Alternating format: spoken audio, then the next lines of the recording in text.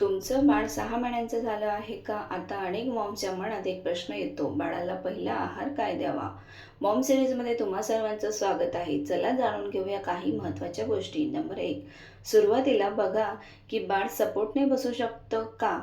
डोकं नीट धरू शकतं का? आणि फूडमध्ये इंटरेस्ट दाखवतं का? नंबर 2, अनेक पॅरेंट्स सुरुवात राईस सिरियलने करतात. हे हलकं आणि पचायला सोपं असू शकतं. नंबर 3, केळं, सफरचंद किंवा नाशपातीचं प्युरी सुरुवातीला चांगला पर्याय असू शकतो.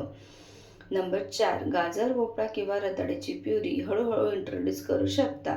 नंबर 5, एक नवीन फूड दिल्यानंतर 2-3 दिवस थांबा म्हणजे ॲलर्जी किंवा रिएक्शन समजू शकते.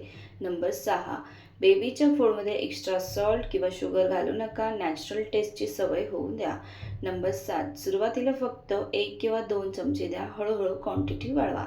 नंबर 8, सॉलिड सुरू झाले तरी ब्रेस्ट मिल्क किंवा फॉर्म्युला मिल्क हेच मुख्य न्यूट्रिशन सोर्स असतं. नंबर 9, बेबीला फूड आवडत नसेल तर जबरदस्ती करू नका. काही दिवसांनी पुन्हा प्रयत्न करा. नंबर 10, दुसऱ्या बाळाशी तुलना करू नका. प्रत्येक बाळ स्वतःच्या गतीने शिकतं.